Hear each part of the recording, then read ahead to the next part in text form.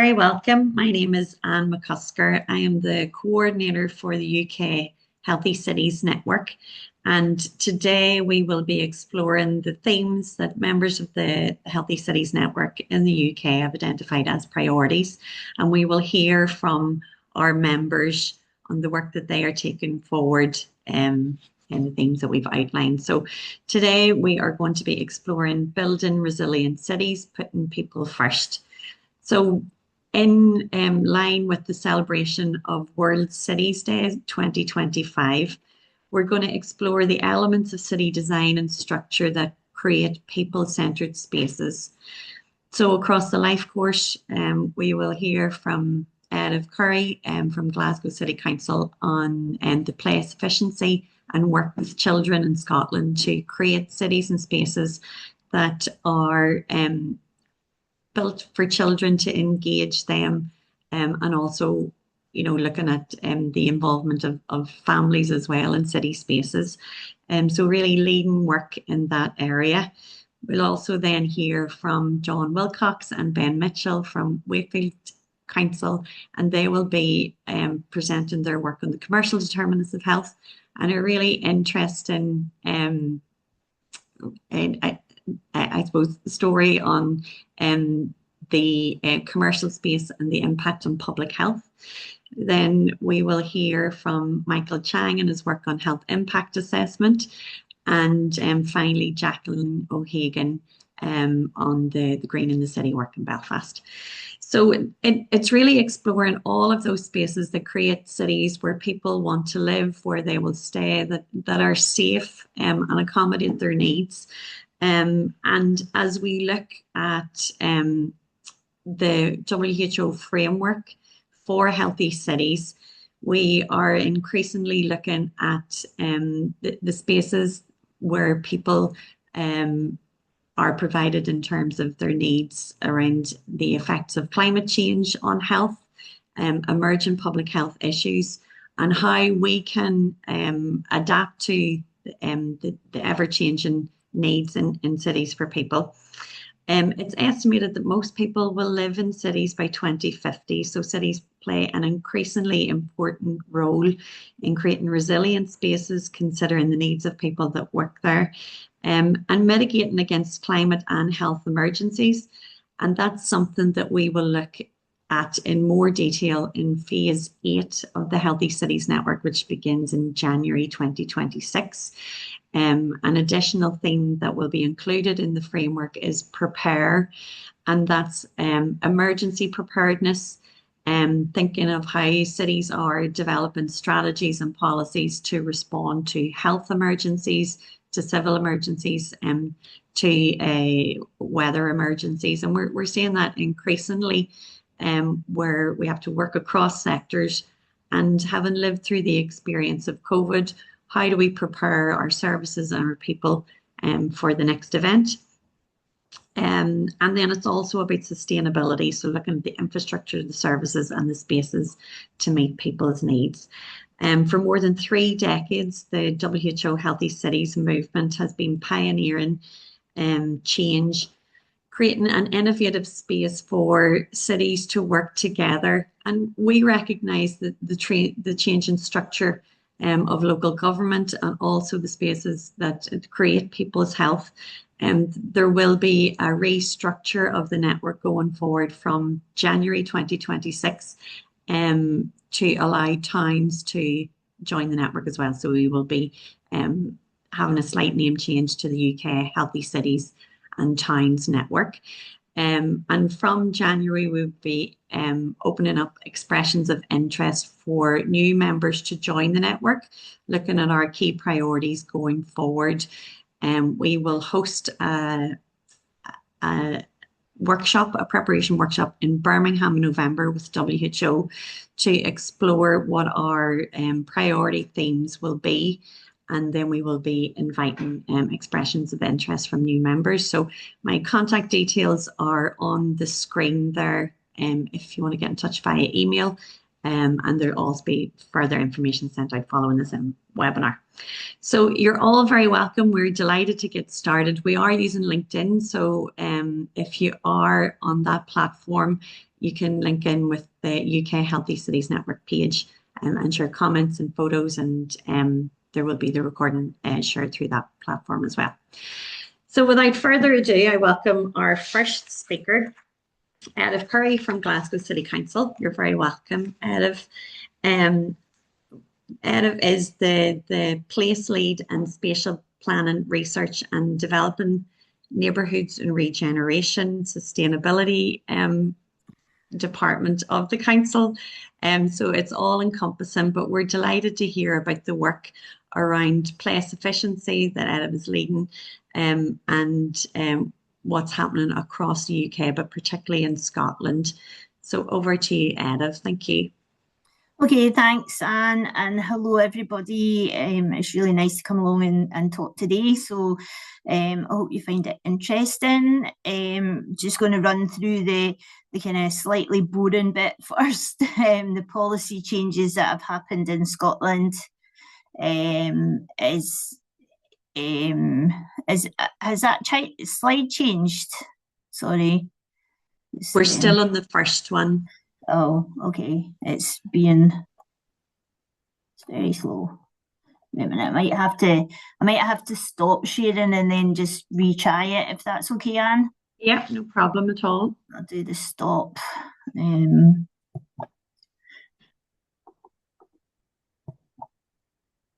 then technology, fantastic when it works. Absolutely. Not that great when it doesn't. I know engagement with children is one of our key themes that we looked at one of our informal networking sessions, and I think it's always fantastic when we get together with members. Yep, perfect. Thank you. So in Scotland, we've had a big change in the planning policies. So National Planning Framework 4. We now have 33 policies, and the local authorities are asked to add in their guidance. So it's much more place-based driven and plan driven. So in 2023, that came into force. And along with the changes to National Planning Framework 4, all local authorities in Scotland now have to do a place efficiency assessment, and it's not just about how we can account things. We've got to map out all the play areas across our towns and cities, and we look at the quality of that space and how children use those spaces. So the big part was how we then consult with children, and then we needed to publish our findings. So the National Spatial Strategy is split into sustainable places, livable places, and productive places. So the place efficiency or play, it slots into Policy 21 of the National Planning Framework 4, and it's about how we look at not just formal play, but informal play, natural play, and how we're providing spaces that meet the physical and mental health needs of our children and young people. So also within that, Scotland has signed up to the UN Convention of Rights of Children, and sitting proudly in there, leisure, play and culture is under Article 31. So we took that into consideration as well. And then it's moving from, you've all seen these fenced off play areas. We stick children, we take them outside, but then stick them behind fences. So it's moving away from that, and it's looking at play in nature, play everywhere, play on the way, and how we get children just to be outside a lot more and have fun. So within National Planning Framework 4, the Place Standard tool, the Scottish Place Standard tool is now embedded in the work around 20-minute neighbourhoods. And I looked at our children's version and the young people's version in terms of how we shape the place efficiency assessment. And our hopes were that we're looking at the urban shapers of the future, that we have inclusive conversations with children of all ages, and that we have that collaborative design process with the children. And I have to say, this didn't really go down too well with some of our senior officers, but you have to persist in these things.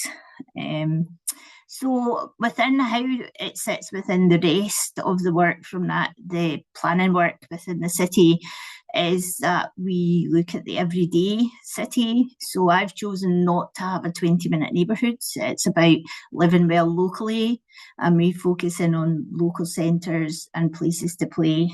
And you've all seen this, it's about having the right conversations with the right people at the right time to change things for the better. So sometimes the design aspirations don't meet the usability of a space.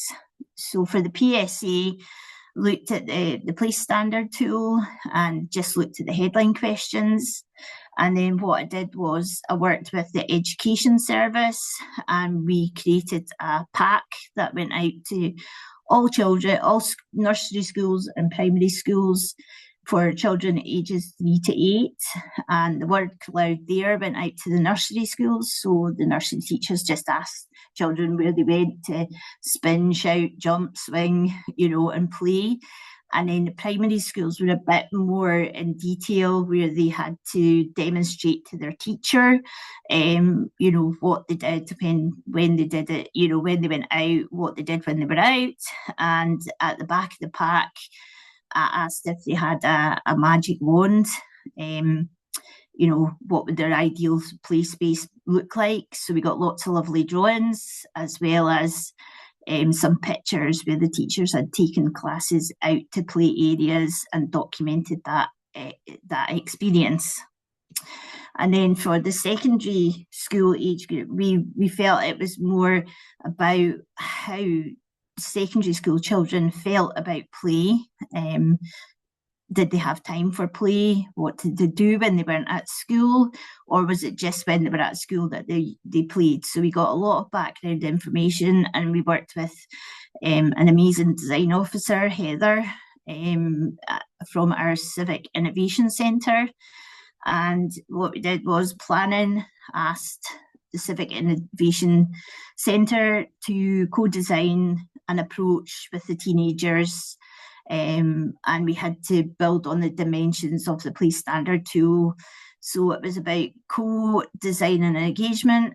We did it with one high school, St Paul's, and we built up an approach with them. So it was shaped by the young people, for young people.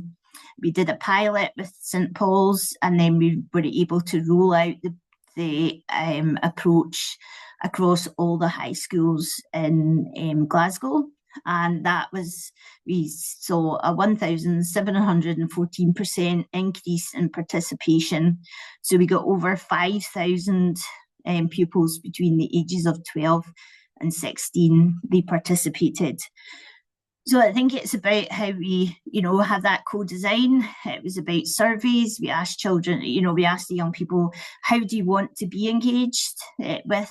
Is it just online? Do you want it in person? Do you want a mix of things? So it was, over 80% came back and said, we want to be in person, please. So we hosted a lot of design jams with them, where we talked about play experiences, how they used the city, how they moved around the city.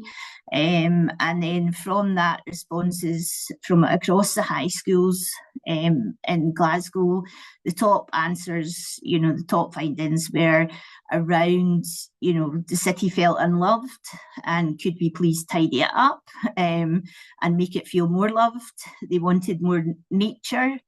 It wasn't the spaces themselves that they felt unsafe in. It was the other people that used those spaces.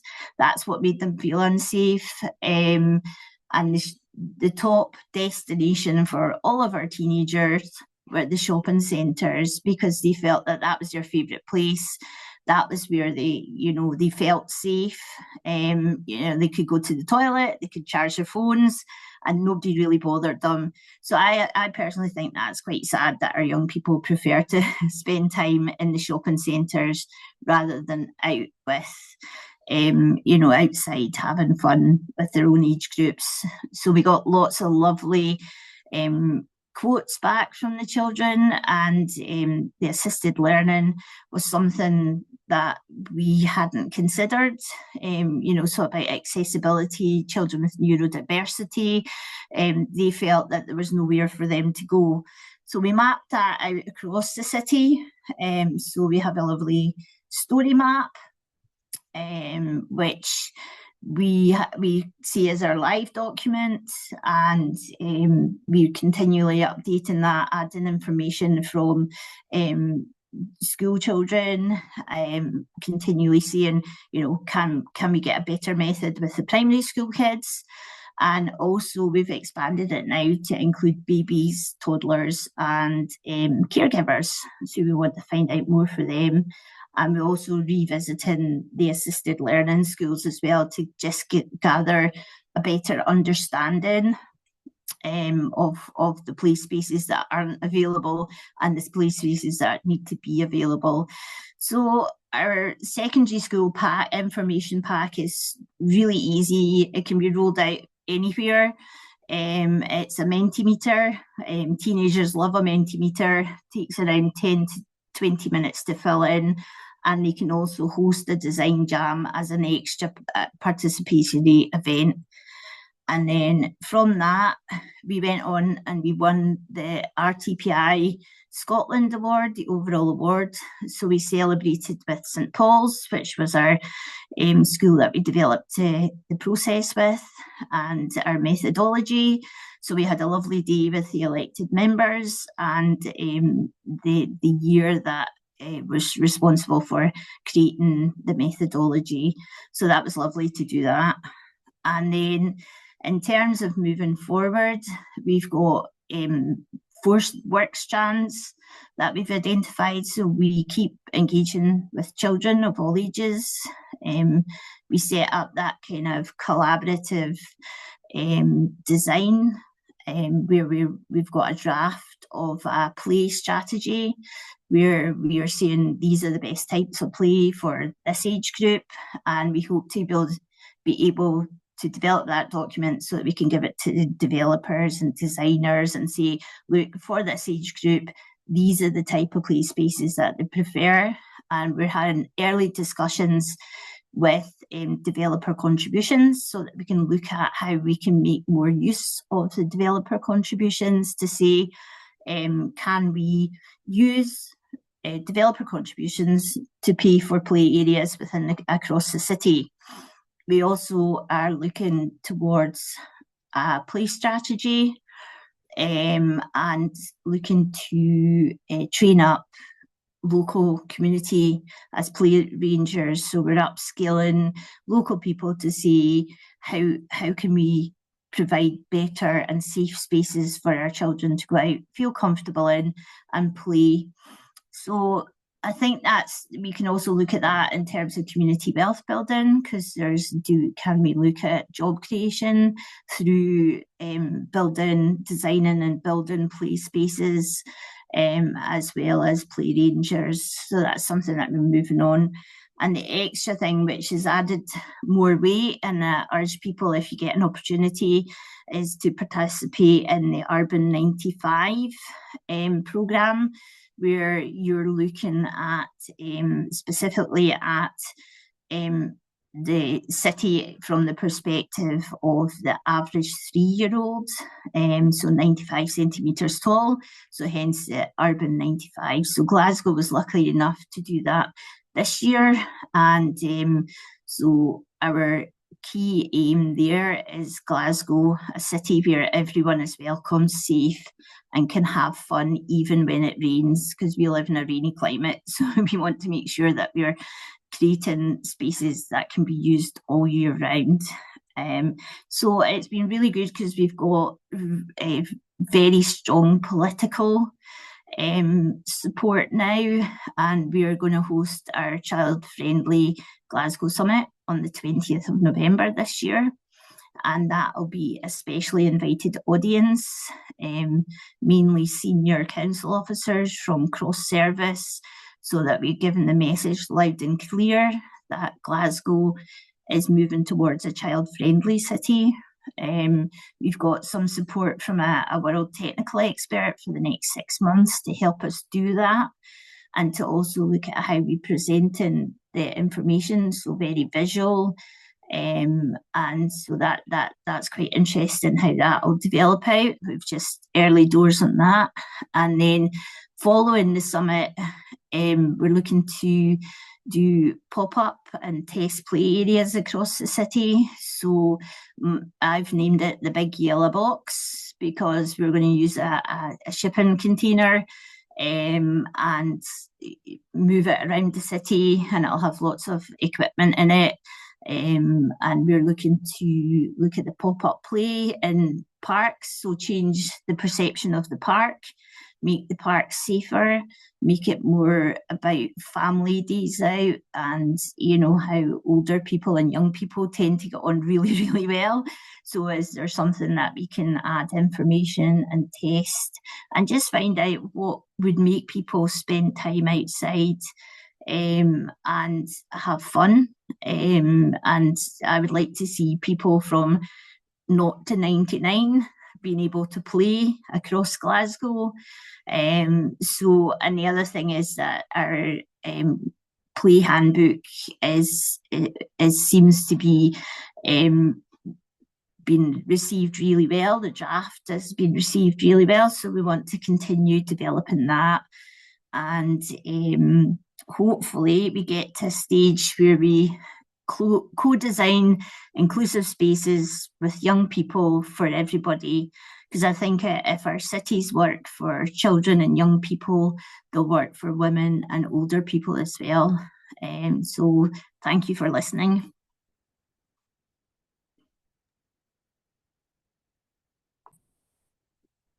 Thank you so much, Edith. That was very inspiring and very thought-provoking. If you have questions, I see one question in the Q&A box. Please add them, and we'll have a Q&A session after all speakers have presented. I was able to draw a lot of alignments with work across the WHO network. I know when we were considering the next stage of our framework. So the framework that we deliver through the Healthy Cities Network is the Sustainable Development Goals. And currently it's 6 Ps, and they were looking at updating it, and there had been suggestions around play. It fits in, it's a P, but also the work that's being done around play for all ages. So it's very interesting, the work that you're doing. And there might be an opportunity to link up with the Danish network. So in Denmark, they're doing, as most countries are probably, but I'm very aware of some of the work in Horsens in Denmark around play as well. So that might be interesting. But some key things that you said, I thought it was very, very nice that you asked young people how they would like to be engaged, and they told you, and then you followed through and engaged them in that way. And I think that's for all ages. Engagement can be difficult because it's time restrictive. We have to do it, in a certain deadline and in a certain way. And interesting that young people wanted to have engagement in person. I think we all crave that or get more from that in-person activity. Webinars online is fantastic to be able to connect people, but it is that in-person space that's really creative as well. I have a few questions, but I will save them to the Q&A. So thank you so much for sharing. And we're going to move to our next presenters. So it's a joint presentation, John Wilcox and Ben Mitchell. You're very welcome. From Wakefield City Council. So John is a health policy specialist working with Wakefield Council Public Health Team and has led the Healthy Place work stream for the past decade. His role involves working on a range of topics, including spatial planning and health, sustainable food systems, road safety, and the commercial determinants of health. So you can see the variety of work across the members and the network, and also the crossover, I'm sure, John. So we look forward to hearing your presentation. And Ben, you're very welcome as well.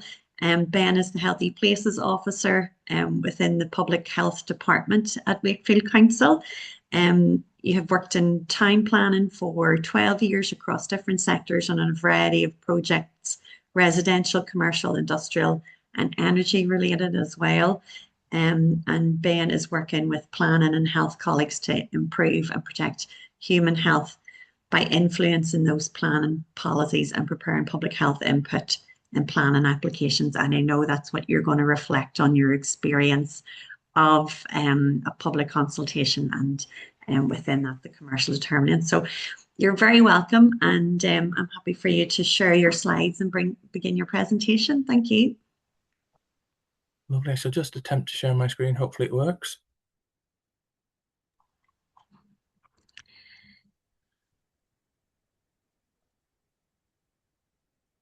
There we go. That's it. So you are sharing your screen. I can see the Zoom screen. Can you see? So not your presentation. Right. I'll try again. Yeah, no problem.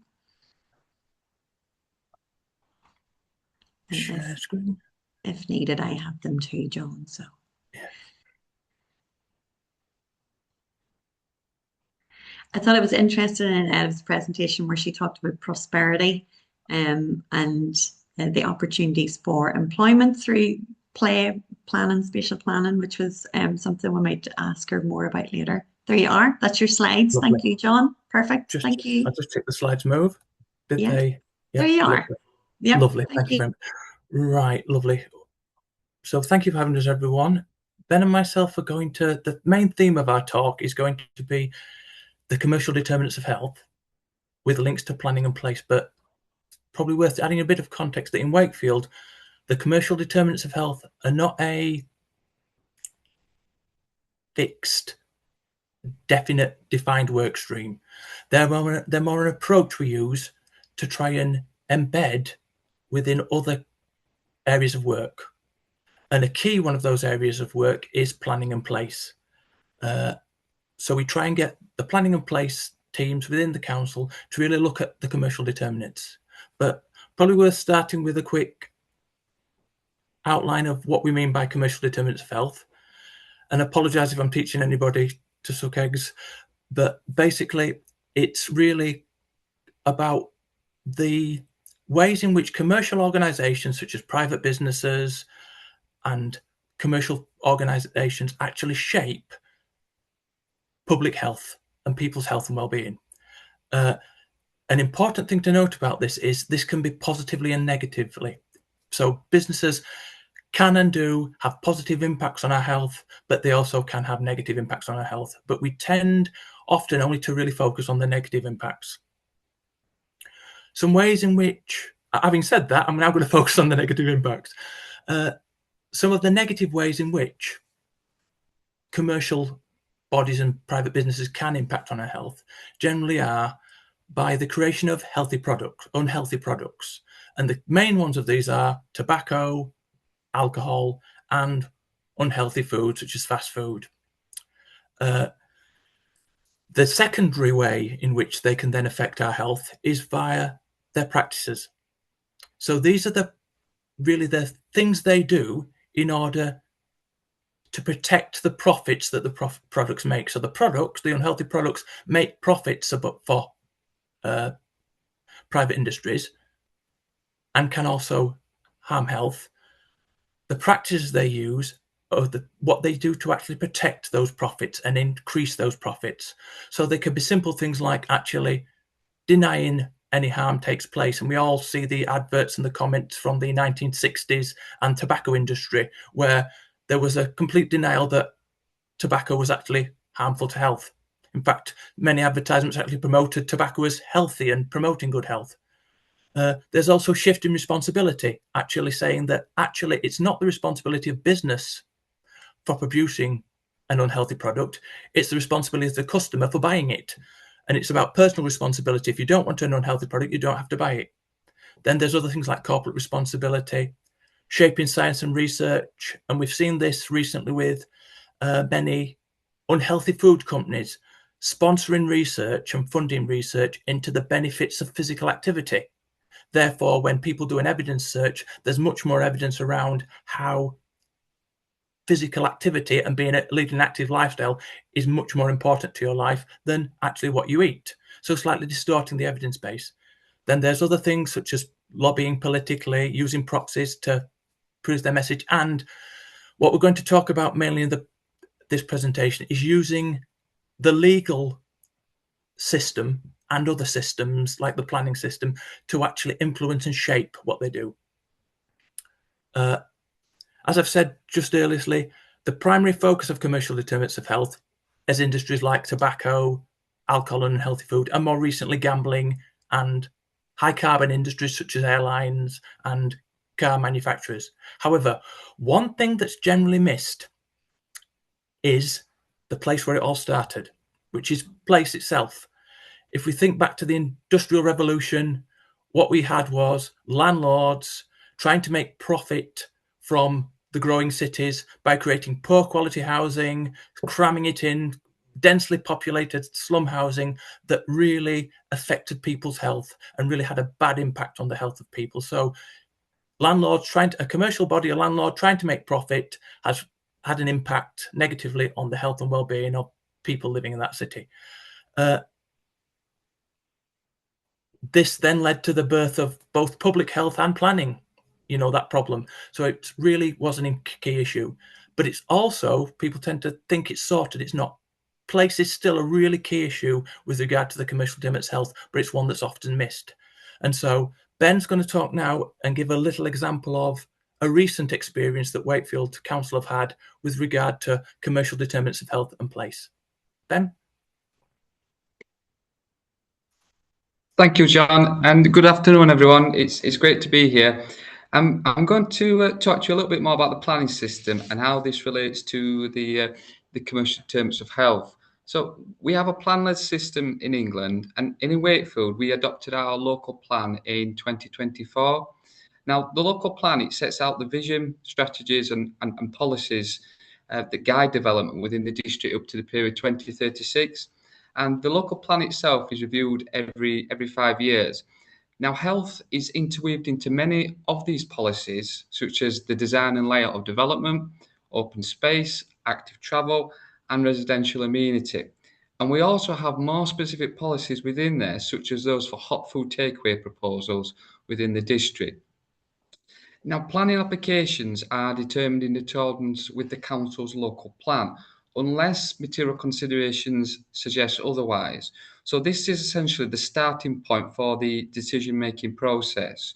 When public health are asked to provide comments on planning applications, we always try to base our arguments within policy to have the greatest impact. Next slide, please. Thanks, John. So here is a case study of the commercial determinants of health in action. So in 2014, the council had a policy within the local plan that prevented hot food takeaway proposals within a 400-metre radius of all schools throughout the district. In 2008, the council began to prepare a new local plan, and this hot food takeaway was reviewed as part of the process. In 2021, the local plan was reviewed by the planning inspector to check that it was sound and legally compliant. And as part of this process, KFC submitted comments to challenge the hot food takeaway policy. As a result of this, the policy was amended to no longer include primary schools on the basis that there were limited opportunities for pupils to leave the premises at lunchtime and that most year groups were unlikely to walk and or cycle to and from school without an adult. On the right-hand side of the slide here, I've just provided an extra graphic of the hot food takeaway policy itself and the map. And as a result, this policy was amended and the local plan was adopted in 2024. Next slide, please, John. Thank you. So as you can imagine, the Wakefield Public Health team were really unhappy with these changes because we felt that it would have a negative impact on human health. And the Director of Public Health at the time made several social media posts which were picked up by a journalist from the Times newspaper. And this led to an article within the Times and other news outlets which highlighted that KFC had made challenges to other hot food takeaway policies within other areas, not just Wakefield. And this raises the issue of commercial bodies trying to influence other policies. It's also interestingly worth to note that whilst KFC provided comments as part of the consultation process for the local plan, in Wakefield, most KFC premises are classified as restaurants, and therefore in planning terms, the hot food takeaway policy doesn't strictly apply. And I think, again, this shows the importance of strategy and how the commercial determinants of health are being represented. Next slide, please, John. Thank you.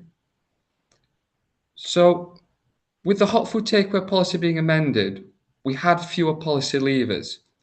So we had to be creative, and Public Health therefore decided we needed to focus more on the material consideration side of the planning argument. We worked with our Public Health Intelligence team to produce a hot food takeaway risk matrix. Now this risk matrix is a bespoke piece of software that's used to support our consultation responses to planning applications. The matrix has a series of health statistics, a map, and a system which ranks different lots of health deprivation. And there's also a key indicator on there for the approximate distance to schools. As you can just see here on the right of the graphic, I've got the map there, and you can see the different levels of deprivation indicated by the colours. We also, in addition to that, we referenced National Planning Policy Framework, most notably Chapter 8 on healthy and sustainable communities, and paragraphs 96 and 97 more recently, with regards to hot food takeaways, fast food outlets, and the proximity to schools and places where children and young people congregate. We also do additional research on planning conditions, planning informatives, and appeal decisions around this topic. And furthermore, another element of our work is health impact assessments, something which John's going to just discuss in a little bit more detail for the context of Wakefield. Thank you. Over to you, John. So yes, we're just going to touch, just with Michael covering this probably far better than we can in the next presentation.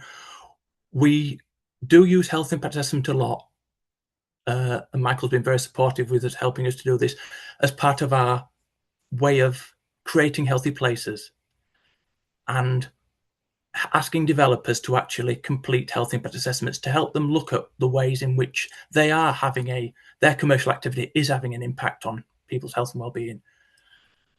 And this tool has just been revised, and what we just want to say was this new revision of the tool has very much been done with a health commercial determinants of health lens, with a much more of a focus. We've had many previous versions which have been done with a much more open partnership focus.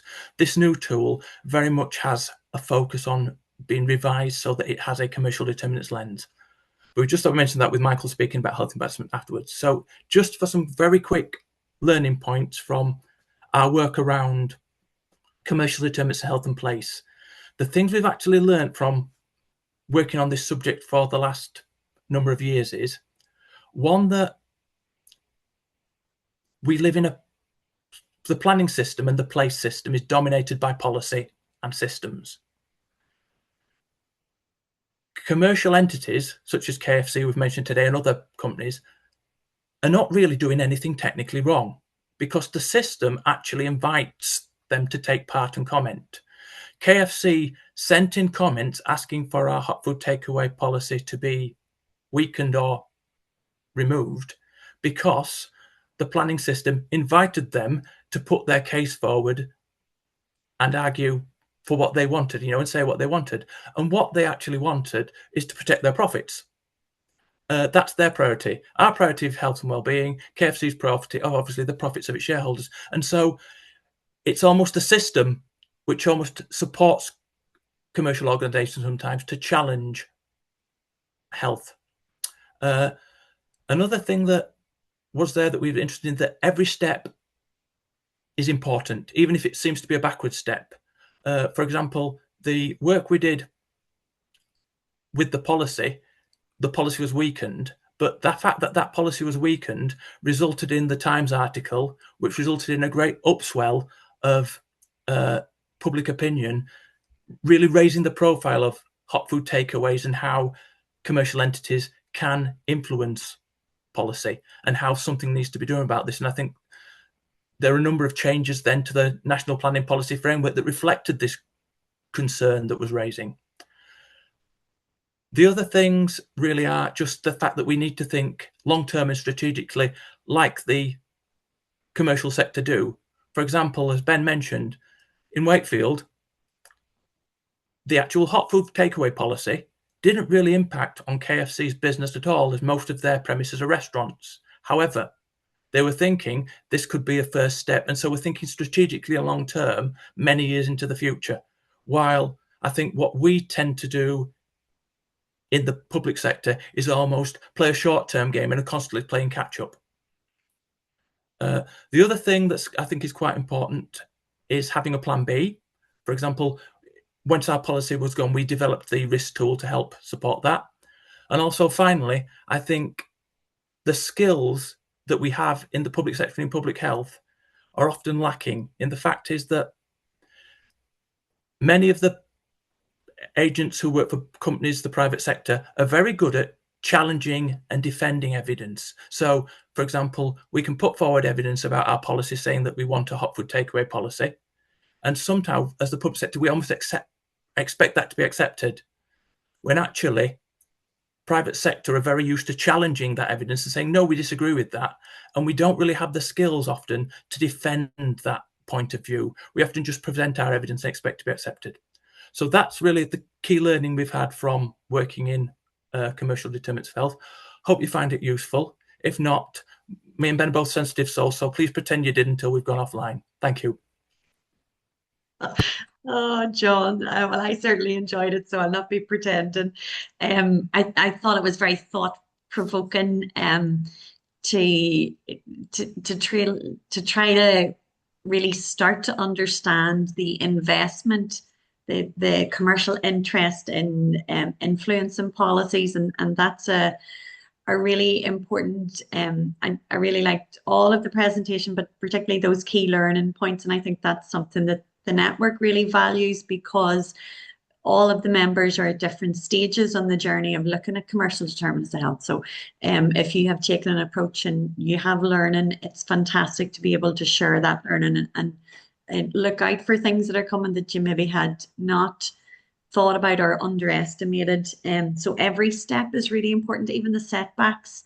In your case, you weren't happy with how the policy was changed, but actually it was then an opportunity to think nationally about the influence and what needs to be done to kind of tighten the legal system. And I really liked your picture that you presented in terms of planning and how important the commercial determinants. I hadn't fully explored that. I know we would always reflect on sanitation and planning, and those were the original maybe public health issues, and now we've moved on to certainly active travel and car use and the use of public space in cities for movement of people, but it's also those commercial actors, and it is that balance between income and revenue but also public health. And what is the criteria, or what are we working towards, and how can we ensure that that is met, and ultimately the health and the safety of people are at the core of that. So really interesting. Again, I definitely have some questions. There's some coming in the Q&A that we'll explore, but thank you for your insights and your presentation. And we'll be delighted that you'll stay with us for the Q&A after our next two presenters. Thank you. So I welcome Michael Chang. Michael has worked extensively with WHO and the Healthy Cities Network, and indeed research and expertise in health impact assessment. And we look forward to hearing from Michael, who is a Chartered Town Planner and Honorary Member of the Faculty of Public Health. His previous role includes leading the Planning and Health Programme at the Office for Health Improvement and Disparities in the Department of Health and Social Care and Public Health England. In addition to informing national plan and policy on health, he supports local systems on taking a systems approach to healthy planning, including improving the use of HIA, and contributes to research activities in HIA very much. So you're very welcome, Michael. I know we met at the Healthy Cities conference in Bursa earlier this year. It was a fantastic workshop that you led. Really interested. I think the previous presentation really leads on to yours, and that John had mentioned health impact assessment, and it's great to know more about it and the process, and even the mandate is different across the 4 nations. So fantastic to have that mandated within England and other parts of the UK. You're very welcome, Michael. Please go ahead with your presentation. Thank you. Can you see my screen and slides okay? I can see your slides now. You might need to go into presenter mode if that's available to you at the bottom right, maybe, of your screen. I think I have done that. Can you not see it? It's just the PowerPoint that's up at the minute. Now you can click through those. It's fine. Well, I think if you can share it with Jacqueline, can share that, that'll be quite good. Because it happened on Tuesday as well. Thank you. Okay. Yeah, no problem. So while the slides are getting up and running, but yeah, thank you, John, for the introduction and obviously the kind of segue into the HIA things. And actually, many of you in the call can probably just as well present on HIAs and your experience of HIAs than I can. So there's a lot of expertise in the room, and obviously John from Wakefield as well. So please do post questions to them rather than just me. My presentation really will basically just try and introduce some of the health challenges and health trends that we are facing that the HIA and the planning system can help address. Before I go into applying HIAs in practice, it's not going to be a training and technical content on HIAs, but we'll finish off with my presentation on some of the training that we're developing at the University of West of England that you may be interested in the new year. Next slide, please. Thank you. So many of the health challenges and trends, if you like, in cities and definitely in other kind of non-city areas are very much predictable, but also not predictable, but also very sudden, like COVID-19. And we know that health can vary over geography. It can vary over time as well as space. And therefore, anything that we do needs to be responsive to changes in time and geography. We know that place health and likelihood of developing preventable health conditions are very much linked, and that's why we're here today. That's why the Healthy Cities Network exists, and that's why we have a lot of evidence from the WHO and obviously local evidence as well linking health, environment, and place. We know that cities particularly are very diverse, and because they present so much concentration of populations and deprivation, the health effects are often very apparent. So if you come to London, you can clearly see some of that between Canary Wharf and Tower Hamlets, and many other areas across the country as well. We know that building blocks for health can be explained by, can help explain widening health inequalities. And many of the things that we're doing here today around health impact assessments can help facilitate action on the building blocks for health. Next slide, please. Thank you. So many of you, in creating your policies, whatever may be around health impact or spatial planning or housing, will know the various different things that can influence urban health. And I'm just giving you a list there, which I think is pretty comprehensive, but there may be a few things missing there. From neighborhood design, housing quality, down to nature, crime reduction, social cohesion, and climate change as well. Many of these issues should be seen through the lens of health inequalities, looking at predicted characteristics, deprivation, geography, area variations, and other inclusion health groups. And just to add, the Office for National Statistics published a new up-to-date deprivation statistics for England today. So please have a look at that and whether any of your approaches to health inequalities and other key issues using deprivation statistics need to be adapted and amended. But these are the many determinants of health that we can have an influence over, at least in the spatial planning and development system. And the HIA can facilitate many of these kind of approaches to address these issues. Next slide, please. Thank you. So, like I said earlier, this is not an HIA training session, and many of you will already be very familiar with what a health impact assessment is or should be. And the question I pose to people initially is always, is HIA a process, or is it a checklist? Is it a reporting mechanism? Or is it something else? And actually, by the WHO's own definition, and many of the definitions that we all acknowledge around HIAs, is that it's a combination of all the above. It's a process, it's a way of doing, it's a way of thinking, but also it's a tool and a reporting mechanism. And therefore, that kind of should set the scene for how you approach HIAs and how you maximize its use in local systems. And there are different stages of the HIA process that's very standardized, from screening all the way down to step 7, reviewing, quality assuring. Obviously, then you go around again, when you update your policies and your HIA reporting. There are many types and scales of HIAs, from desktop to comprehensive, depending on the scale and the impact of your development or your policy, and the different ways of doing HIAs, whether you can do a prospective, looking forward, or we can do it together with the policy or project development, or retrospective, looking at evaluating what's happened in the past. And these all depending on the HIA team size that you may want to put together, what's an individual doing this, or a team, time commitment or time restrictions given to you by the clients or your own processes, approach to gathering and analyzing information, and obviously approach to engaging in participation come from communities and experts as well. So that's in general very much the standard learning about what an HIA is and what it does, and hopefully many of you will already know this already. Thank you. Next slide, please. So the key thing about improving the use and coverage of HIs in practice, at least in planning policy and practice, is that there may be many challenges and benefits that we have to appreciate and we have to put forward in order to convince people that it's actually a good idea or bad idea.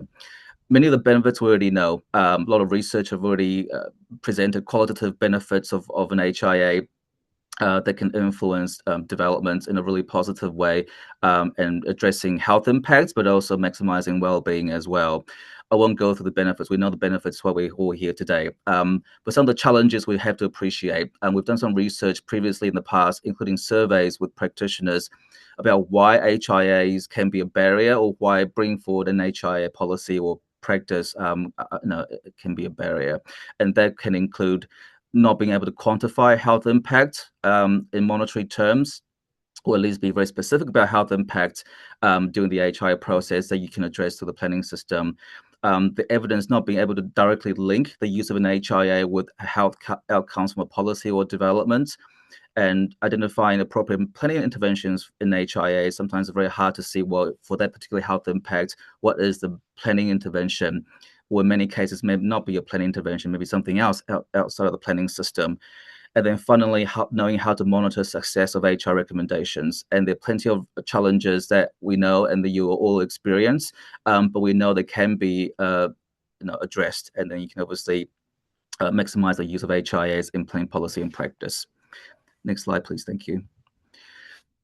So the key particular issue around HIA, as I said earlier, it's a process, it's a system, it's a way of doing. It's not just a particular reporting mechanism. And you have to appreciate and identify your role in the HIA ecosystem. And I think that the sooner that we recognize an HIA is not a report, it's an ecosystem, the sooner that we can see what our role may be or should be in that particular system. And therefore you deal with your skills challenges, your skills needs, your knowledge needs accordingly. So this particular example is just a very, generic project example. If you bring forward a urban development project and then, in HIA, what are the key stages? What are the key roles and responsibilities for different groups, from planners, health professionals, the community, the HIA consultants to developers. I would say for projects in general, the public authority would never get involved in actually doing the HIA. And that includes the health professionals in local government, or actually in local health boards, wherever you are in the UK nations. if you end up doing an HIA of a project that's brought forward through the planning system, then something has gone wrong in the process. So in this particular example, if you're a planner in the public authority, your role may be to help scope out the issues to be including in the HIA reporting, and potentially discuss and engage on the reporting mechanisms and helping to shape recommendations.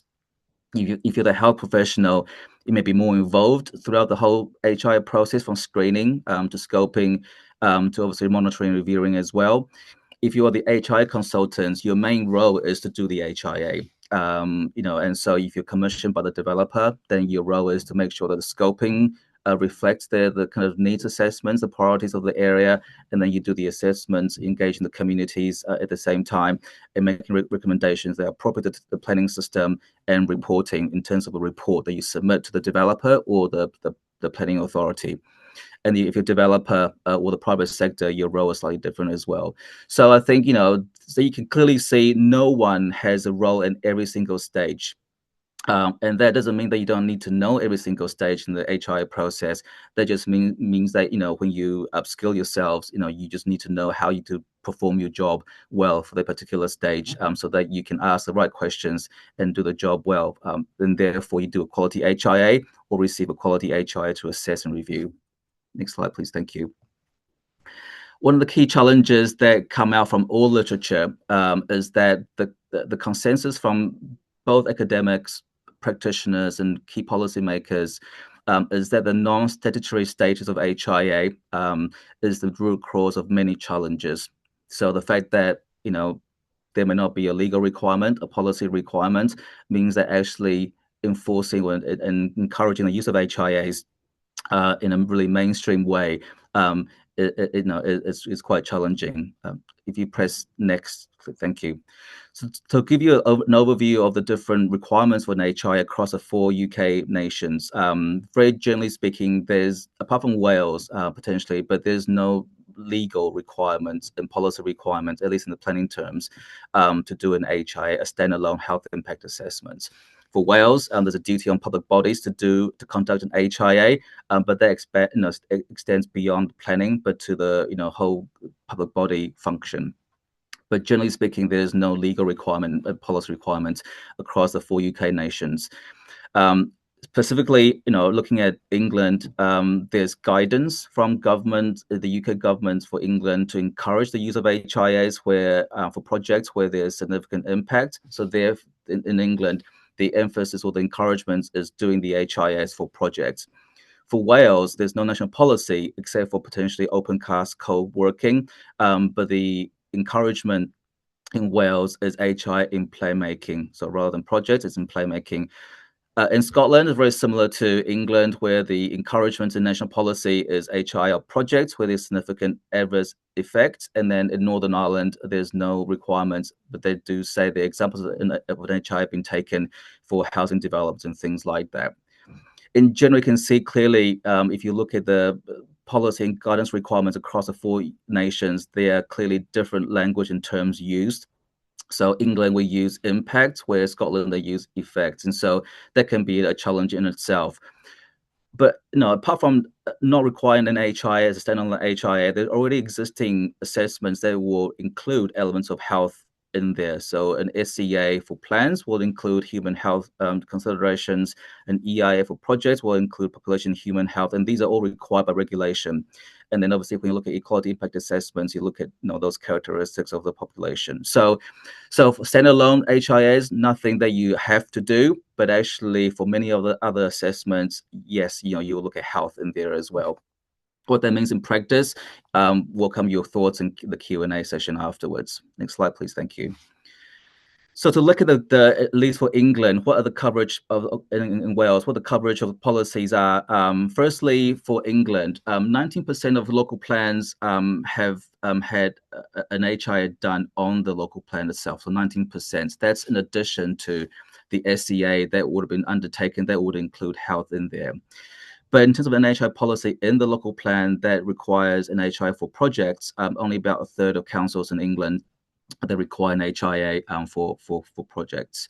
In Wales, 32% of councils have had their local plans subject to an HIA, and that's for the latest Public Health Wales HI support unit research into health and local plans in Wales.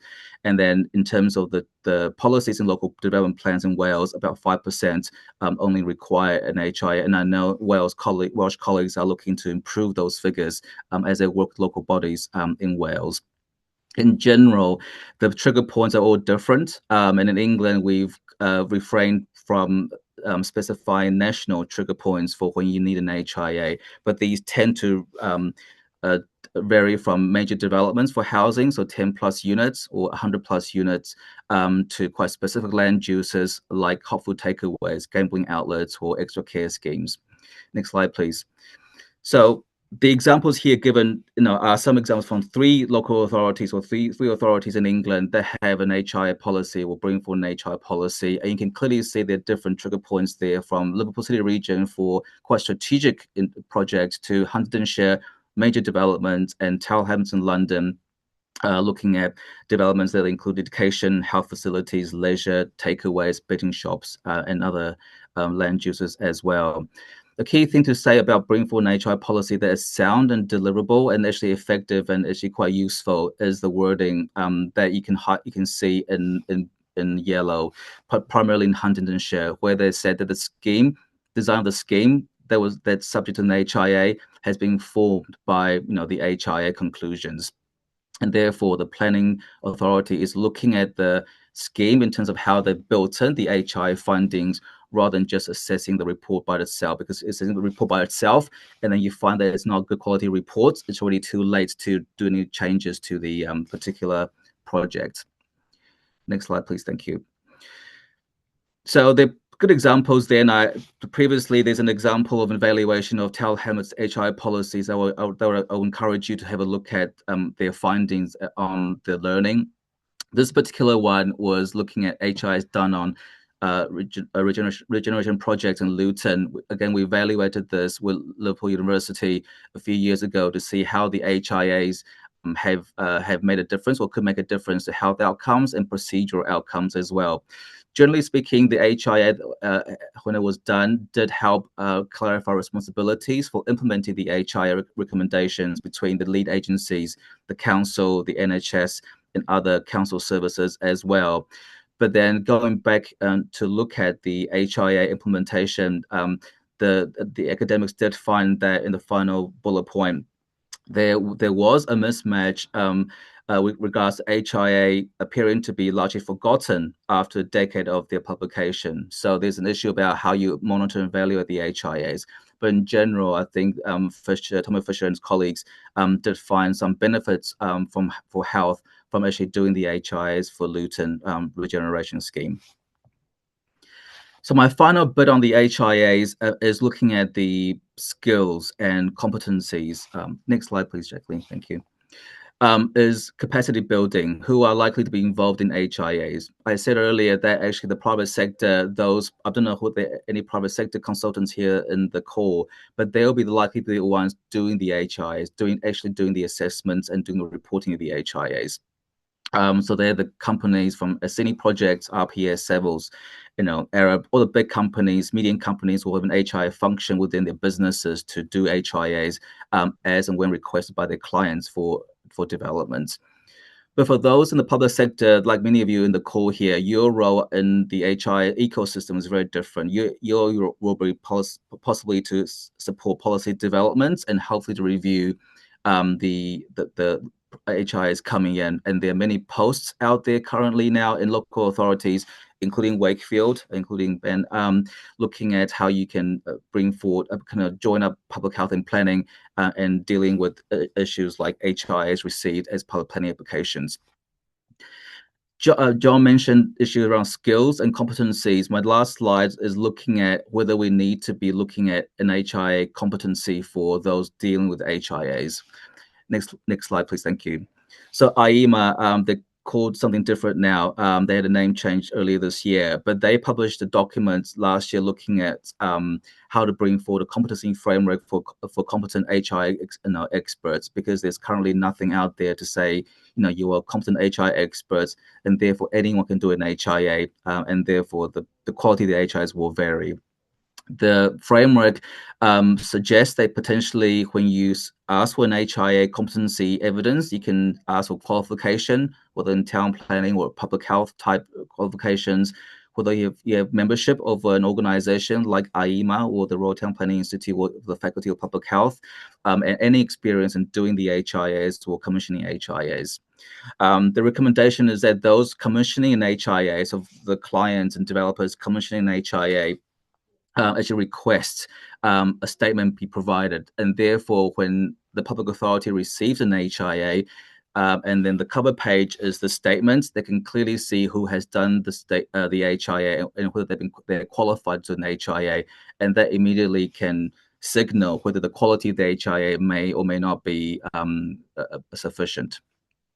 So I'll explore that when you bring forward an HI policy and when you look at HIAs, that you explore the issue of competency and qualifications of the person who is doing that, because that's very important in having a good quality HI that informs the development in the policy. Now, my final slide for my presentation, next slide, please. Thank you. Is looking at how you can, maximize the use of HIAs in local policy and practice. So taking a whole system approach to an HIA. So an HI is a useful public health lever in the planning system. It's a system lever, within a system lever, which is the planning system. But it's all part of the health and all policies approach. It should be seen in that way. Number two, then there may not be any regulatory and policy requirement for HIs across the 4 UK nations, or at least for England, Scotland, and Northern Ireland. But there's sufficient hooks in policy and guidance that exist that actually you can use already, and many councils are already using what they have currently. So having a legal duty to do an HIA is not really necessary in terms of maximizing the use of an HIA. It's useful, but I don't think it's necessary and completely a prerequisite for maximizing use of HIAs. While HIs are generally perceived as a burden by planners and developers as another thing to do, many do actually see value in securing healthy planning, healthy placemaking benefits from doing an HIA as part of the planning process. And many do see completing that HIA, submitting it as an efficient route to policy compliance. And obviously, when you're requiring HIA in local plans, then doing HIA is policy compliance, and therefore you can get planning permission at least more efficiently than not. And understanding your role in the HIAs, because you are part of the system, you don't need to become the whole system unless you are, trying to bring forward an HIA across a whole organization. But know your role in the system and do that role well. And then finally, essential to invest in training and capacity building, because many of us in the call will not have been trained on HIAs, and there are not many training courses around to train people on HIAs. And therefore, it's very important that we invest in training and capacity so we can secure the quality and the effectiveness of HIAs.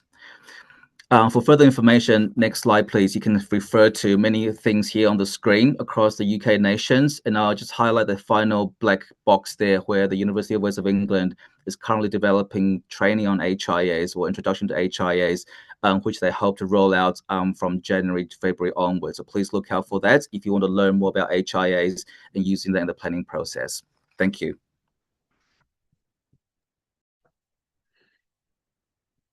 Thank you, Michael. That was a really interesting presentation, and I think some of my questions you answered them as we were going along, particularly around skills or almost like a database, or who do you engage to conduct your HIA, and interesting to have that 4-nation analysis where HIA fits and the work that Wales are doing to mandate it, and then also how we encourage HIAs to take place across the other nations.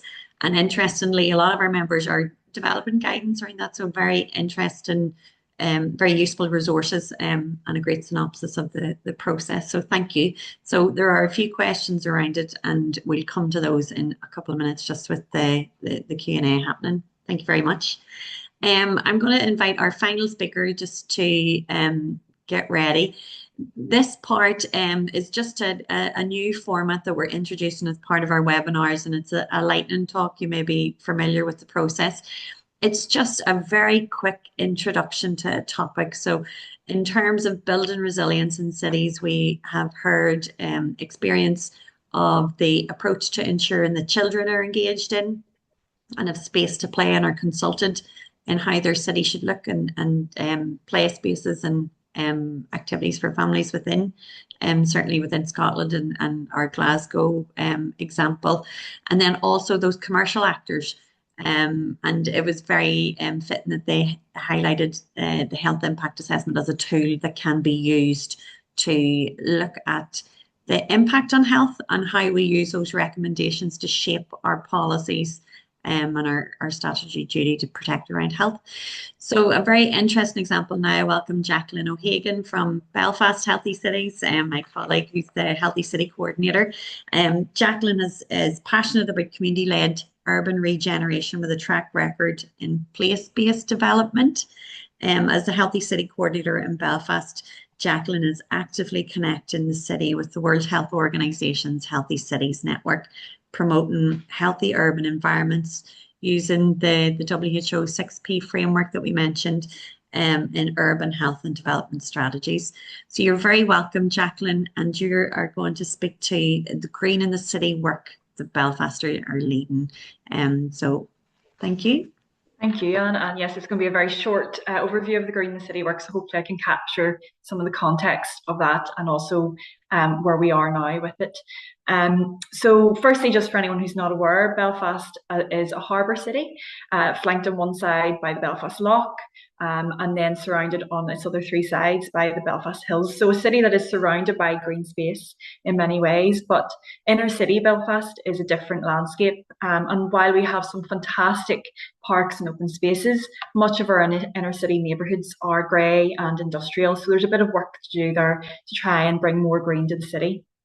For many within some of those more industrial areas, things like poor health, mobility issues, low income, limited access to a private vehicle, and limited transport systems out of the city, and many other constraints that we're all very aware of within our own context of work, mean that accessing the green spaces that are just on the outskirts of Belfast can be quite challenging.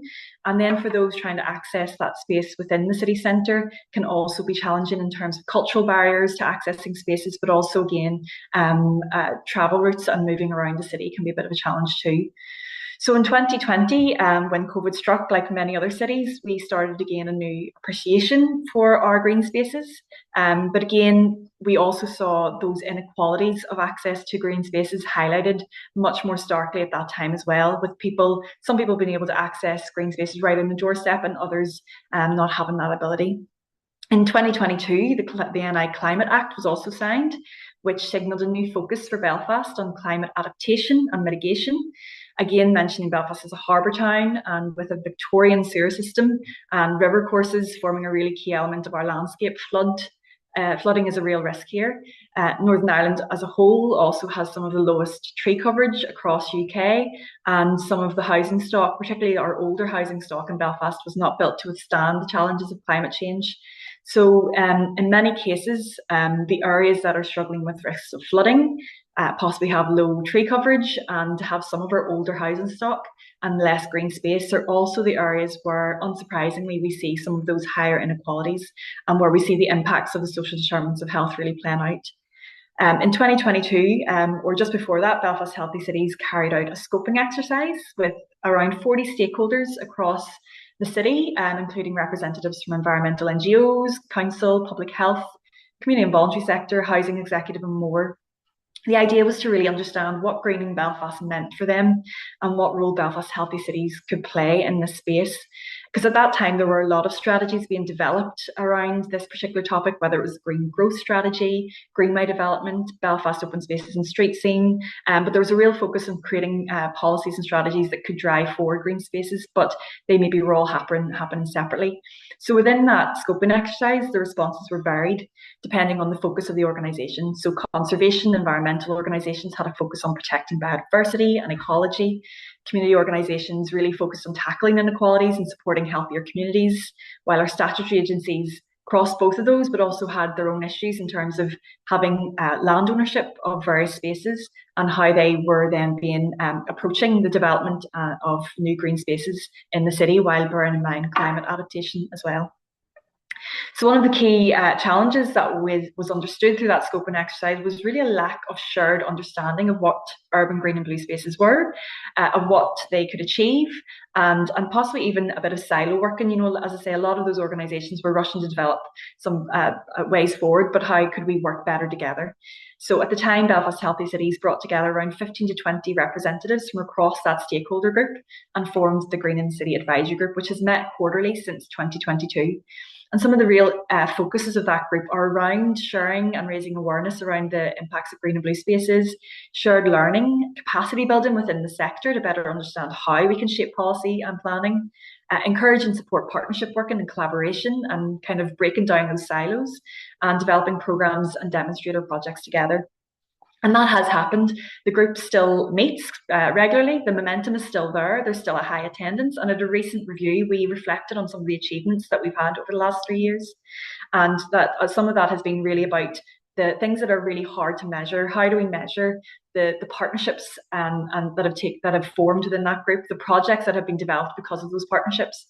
And we were able to note some of those down, which was really exciting. Going forward, there are a few new investments coming to Belfast now, large investments from organisations like the National Lottery, focused on climate change, nature towns and cities, around capacity building, investment in SUDS projects in Northern Ireland and Belfast. So we are seeing some really excitement work, and many of the members in the group are actually involved in or leading on some of these big investments and big projects. So the group has a real opportunity to continue to align our work in Belfast to make sure that we can get the biggest impact across the city. And as I say, really, how do we embed being a resilient city, not just through health, but also climate change, so public and planetary health. Finally, we do have Queen's represented in that Green and City Advisory Group, so that's Queen's University Belfast. So having that academic support throughout is really important. We have academic research taking place alongside the group. We are able to then ensure that we are evidence-led, but also that we are supporting the research with real-world projects and examples. So for us, there are a lot of challenges in terms of developing urban green and blue spaces, whether that's a lack of adequate resources to develop new spaces or to improve existing ones, limited resources to properly manage those spaces, skills gaps, challenges of true co-design from a community level up, complex ownership of existing sites, and political landscape. There's a lot of that we have to factor in, but by coming together and working in partnership, we've been able to kind of cross some of those and really work meaningfully to make Belfast a more resilient city by helping to mitigate against climate change and support healthier populations. And I think I stayed on time. Thanks, Anne. Well, thank you, Jacqueline. That was very interesting.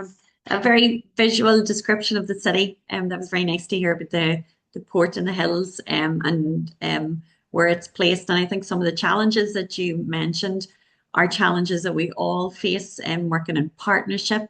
And particularly, I think you mentioned hard to measure. And that theme came across from a few of our speakers. It's really hard to measure partnership working. You can't, as a single organization, say what your contribution is. You're all working together, and you would hope that that comes across when you work across sectors. And it's really hard to measure what didn't happen. So the work that we are doing to promote good health and to protect public health, it's hard to measure what didn't happen, the diseases that didn't occur, the levels, and I suppose then we look at our data sources, we look at life expectancy and healthy life expectancy, but it is very hard to say that it was absolutely your contribution. So we are all thinking about ways that we can measure, that we can tell our stories, and particularly engage all experts in the conversation. So those are our planning, our health professionals working across legal systems, and the voices of people in communities as well, because they are the experts of their own needs and what will work for them and how they'll use spaces and services. So thank you very much for all of your contributions. Really interesting, very thought-provoking. I find it very inspiring, particularly as we take these themes forward through the Healthy Cities Network and develop them further. And I thought some of the questions that I had in terms of, maybe identifying with a similar problem, and this webinar certainly provided a how do we tackle it, and an inspiration from, near neighbours to say this is what could be done. Interesting that there is such a difference in mandate across the four nations, but we can work collectively on these themes and work together to share learning. Interesting to hear about policy developments and the input. Political support is so key, as well as engagement with people. So I think that's one of the unique things about the Healthy Cities Network, is that political engagement and officer engagement, and we're always striving to work across our different populations and engage with people and hear directly.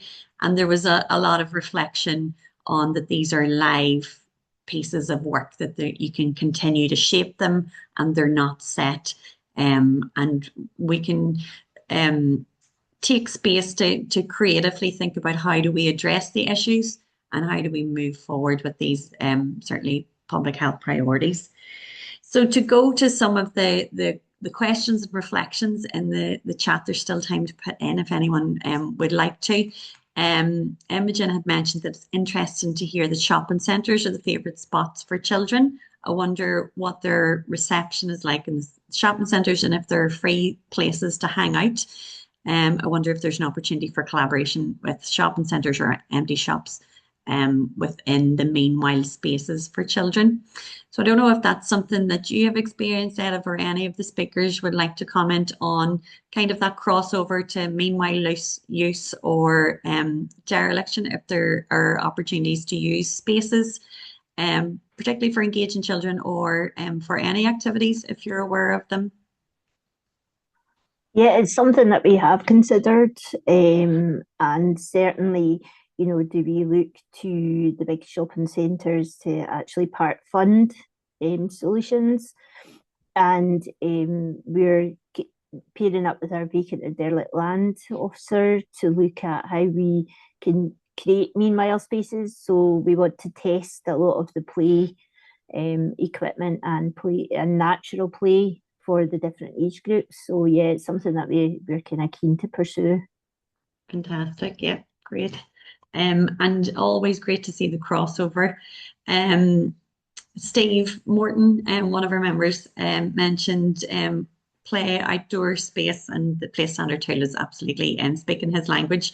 What barriers or encouragement did Glasgow face from adult communities, and are you engaging with developers in terms of your play sufficiency work? I think the main barrier was the senior officers in our own organisation, not keen to do a lot of consultation. But we just went ahead and they've now kind of done a U-turn and changed it. Adults themselves, not much barriers. We kind of broke the Twitter feed. We got so many comments from parents and caregivers to say, this is fantastic that you're looking at play, not before time.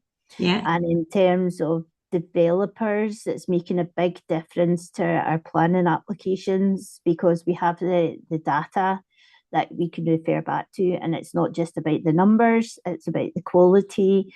And we're now getting, when there's a big application comes in, we have a discussion with the developer about play, and that's never happened before. So it's really exciting. You're starting to see that change. So yeah, it had a really positive impact so far. Yeah, I liked some of your reflections. Your purpose was to play even though it rains, and we can really relate to the high number of days a year that it rains here, certainly in Northern Ireland. And some of the ways that you've captured your themes, play on the way and play everywhere. And I think that's for all ages, so it'd be really interesting to see how that shapes public spaces and the opportunity for player engagement with all ages of people. So that's really fantastic. Adele O'Doherty from Developing Healthy Communities a member, and congratulations, said that they are now recognised as the first UNICEF Children and Young People City in the island of Ireland, and very keen to connect in with you on your work. So that's great. A comment just from Kat Carr around also the challenges in terms of the commercial determinants of health, engaging with gambling companies, and the skills needed as well, and the resources, and that kind of dedication that there is within big corporations to putting in comments or consultation responses to policy. And that is the thing. I think you mentioned, John, the plan system. All consultation is open to responses, and we do invite engagement. And it's that balance of how do you protect, those key public health issues within what we're planning to do.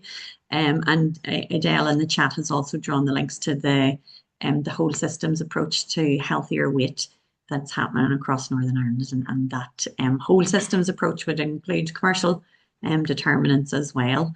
One question that I had around the commercial determinants was Edith had mentioned developer contributions. Is there anything similar with the private sector to align their profits or their motives to public health goals as a way of engaging or mitigating against some of those? Is there anything in place at the minute? Michael is nodding his head, and invite anybody to come in and respond to that. I mean, I can just come in and say that there is. However, I think the practical experience of it is there is a single pot for developers to spend on, and it's in Wakefield, it's split up into community infrastructure levy for certain parts and Section 106 money, which is an agreement with the developer to spend some money. However, it's almost like a scramble from different council departments as to who gets this limited pot. So you have education, who say all these school places are being used up. Health, who want money for doctors' surgeries and health improvements. We're asking for playgrounds and cycleways. So, and then our housing team are asking for money to subsidise affordable housing. So there is money, but it's a very competitive and internal scramble to actually see who gets that money. Mm-hmm. Just to say, I mean, we did a piece of research about, back in 2018 to see how developers approach healthy environments. And I think we need to take a step back and say, well, actually, are they recognizing healthy placemaking as, as one of the objectives, as well as, making a profit? And actually, many other house builders do have objectives around quality, placemaking in their strategic priorities. And many actually big house builders have a framework that they use internally to inform the designs of their developments. So, and actually, many of us will know when you go buy a home or rent a home, you're going to be charged more if you live next to a public transport stop or close to a natural area. And developers know that. And therefore, I think intuitively, they do understand these issues, but like John was saying, at the end of the day, it's about how you make the case for a particular policy intervention, and developers may be very open to some of the ideas. It's just communicating issues in a different way. So we don't want to be going to developers and say, if you provide a play area, it's going to save the NHS billions of pounds. They don't care in that kind of way. You can say, well, if you build a play area next to your development, it can increase your value by up to 15%. Yeah. Same thing, so same intervention, different words of communication, and they'll say, yeah, well, let's do that. We can make us more money. At the same time, you get your play area. So that research exists. So we need to appreciate that already exists currently. Yeah, great. Thank you. Charlene in Belfast has mentioned the wellbeing economy work that WHO are leading with the Healthy Cities Network. And that might be an approach to think about wellbeing as opposed to profit. And certainly the work that's happening in Wales around the Future Generations Act is something that we can also learn from. Cheryl has asked about the risk matrix that you mentioned around commercial determinants of health. Is that something that you can speak a little bit more about or share? Yeah, surely I can pick this point up. Yeah, so the health, the risk matrix itself. Well, I think it's important just to first outline that we have a public health intelligence team that sits, with myself and John, a number of the members of the team, and we have a joint strategic needs assessment, and that encompasses a wide range of data and statistics that we use as part of our responses for plan applications. And I think with regards to the hot food takeaway matrix, there's some key indicators within there. So, for example, we look at levels of obesity, we look at dental, diabetes, hypertension, the number of takeaways that are already within a particular area. And then that's almost plotted and formatted onto, I think it's Power BI. So yeah, we're really fortunate that we've got that team and that expertise and resources in house, because I think visually, if you have that map incorporated into your response, I think it has a really good effect to just showing the levels of deprivation and the impacts that this particular use is likely to have. Great, thank you. And then just finally to Michael, I know you mentioned there is some capacity building skills training available on HIA. Just in terms of even we had talked about community engagement, is that specific within the process of HIA you consult with, or is that something that's optional, or for anyone that's not familiar with the process? Yeah, I think it definitely should be included as part of the process. The issue is, when do you engage? And I think communities will always be open to being involved in the process of designing a scheme rather than as part of assessing a preferred scheme. So that's definitely, at least in some of the guidance that we see on HIAs, part of the HIA process, not just a desktop exercise that many do actually. Mm-hmm. Great. Yeah, thank you. I think it has been truly inspiring, and thank you for your time to the speakers and also to the participants who have joined us. We are keen to take forward these themes and develop action plans and work creatively on them. If you're interested in getting involved in the Healthy Cities Network, please get in touch, and I can go through the requirements and the membership application and give you some more information. And there will be a recording of the webinar shared. An email will go out by next Thursday. And keep in touch. If there's any further information that you would like, please contact me at any time. Enjoy the rest of your day, and thank you for joining us. Bye. Thank you.